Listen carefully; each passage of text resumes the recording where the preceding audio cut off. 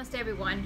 Today I want to talk about biofeedback, and a lot of you were asking me questions about that day that I went to biofeedback the other day, which I posted the pictures on Instagram, and everyone was asking, questions about it. A lot of you have not ever heard about it, and then a lot of you have actually done biofeedback and you've said that it's a successful story. So I'm going to tell you my experience with biofeedback. Now, for a while now, I think since I was born, I've had this pattern of not being fully, attentive, not being fully aware of my surroundings, And in school, I would get bad grades because I was like not there paying attention. Like the teacher would talk to me, but I was somewhere else till they brought it to my attention, like, hey, wake up, I'm like, oh, okay, So as a result, I started getting really bad grades, and they thought I had ADHD. I think that's the way you say it. But I really didn't have attention deficit disorder. Like, I was really smart as a kid. However, I was not able to repeat, what the teacher was saying, because I would disassociate the minute the teacher would start talking. So, as a kid, I always felt that, school was just, a very boring place. Like every day I felt like they were just repeating the same thing, and I didn't find it interesting. So as a result, I was just, slip out.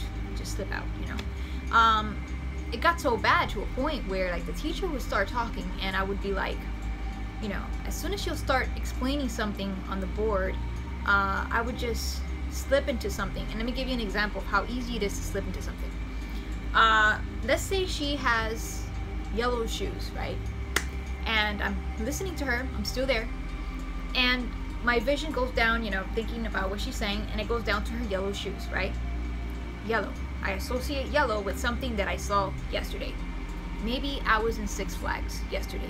It was Saturday, and I was swimming down a yellow tunnel. Then I go back to what I did in Six Flags, okay? What I was doing in Six Flags, and with who I was with, and what took place, right? So I would spend forever thinking about somewhere in Six Flags, and maybe that will lead to something else. And then this teacher would be talking, and she didn't know that I was out of my mind, like I wasn't there, unless she asked me a question. So one day it got so bad that I was in a class, and then I saw people coming in, and I was like, why are these people, these new people sitting next to me?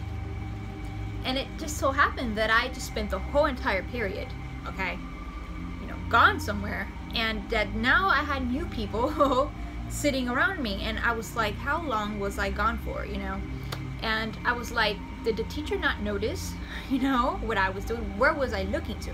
Like when I was daydreaming, where was I looking to that she did not? I was probably looking at my table or something, I don't know, that she probably figured I was thinking or doing something, maybe. But that's what happened. So as a result, I was like feeling out of my body like throughout my whole entire life. So as a result, I was always low in energy, because when you daydream, when you visualize, when you imagine, what happens is that I think that you just forget about your physical body.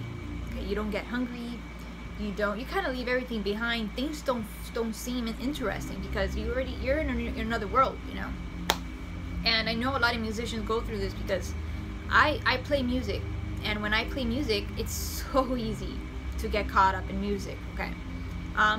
When I used to drive, I don't drive anymore because I just don't like the traffic, I take Uber and I take transportation. But when I used to drive, I would not put the radio on, because the minute you put music on me, I'm just gone completely. So I start playing the notes in my head, like the piano or singing to it, that one day I had the red light in front of me, and I was like, oh my God, how, what happened? What was I looking at, So another way that people could get hypnotized easily is through the road. Like, this could happen to anybody, and a lot of people are just like me. They be driving, and the road, could get them to sleep.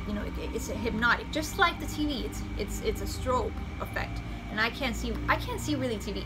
Like, I've tried to watch TV to see my reaction, and I feel like I'm getting electrocuted. Like, I feel like when I watch TV, the strobe effect kind of gets me like, ooh, whoa, And I don't have epilepsy, I don't have seizures, I've never had a seizure in my life, but I feel like I'm getting like, electrocuted. I don't know if I'm sensitive to EMFs, but I'm not able to sit down and watch TV, okay? And by the way, it's just nonsense what they're putting on the TV. It's just not even interesting. So I just rather watch something on my phone, you know, from a distance, that's, you know, educational, or something that's, you know, interesting, that has my interest. So I decided to go to Biofeedback because I really wanted to get that fixed. I really wanted to understand what is wrong with me, if that's the word wrong, or what's unbalanced with me.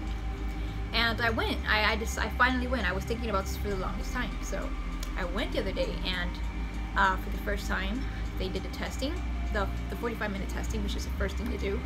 And they sat me down in this room, and they put the little wires in different sides of my brain, and they told me to keep my eyes open for 2 minutes, and then they scanned the brain, and then they told me to close my eyes for 2 minutes, and they scanned the brain, and then they told me to keep my eyelids halfway, you know, open. That was a problem for me because that kind of imitated the Strobel effect that the TV did. So I was like, okay, this is for 2 minutes, because I really can't do this. You know, like, no, try to do it for 2 minutes. And I was like, you're like, are you seriously having a problem keeping your eyes like halfway open? I'm like, yes. I don't know why. So I did that. I actually went through that, and then after that, they switched the positions, you know, in my head with the little things, and they switched it to another lobe, and they repeated the same process, right? And I think it's the right side, the logical side, or I mean, so the left side. I don't know. One of the sides is logic, and one of the sides creative. So the creative side, they made me read out loud to see, you know, how, you know, the wiring goes while I read out loud. The other one, they made me solve a problem, a couple of math problems, to see how my logic, you know, reacts. And one of them, they told me to, you know, just remain, you know, calm. So they took all these notes while my brain was, you know, at peace with my eyes closed, and while my brain was active with my eyes open. So they did all that. So when I was doing that, you know, when I was like halfway, you know, through it, one of the technicians the technician that was doing it to me, he told me, you know, the doctor said that you are one special case, you know, because in both of your hemispheres, you got theta, I think it's called, I'm not sure if it's called or pronounced theta, but it's theta brain waves, you know, like in a meditative state. And I was like, really? So I'm like, really? I kind of felt special, you know. So after that, I went to his office, and he explained everything to me. He's like, you know, you have gone through some stuff as a kid, because you've really become like disassociated, and like, oh, I know all about these things, you know, I've read about these things, like when, you know, kids have traumatic events, or when you have an injury on your head, you know, become disassociated, you have all these kind of personalities, which I don't have any, you know, multiple personalities, but I'm just saying is that people become disassociated after, you know, after a certain stressful event, you know. And I said, well, I've been like this all my life, and I've been like this as a child, you know. And he's like, well, it could happen during pregnancy, like I think it's the first trimester.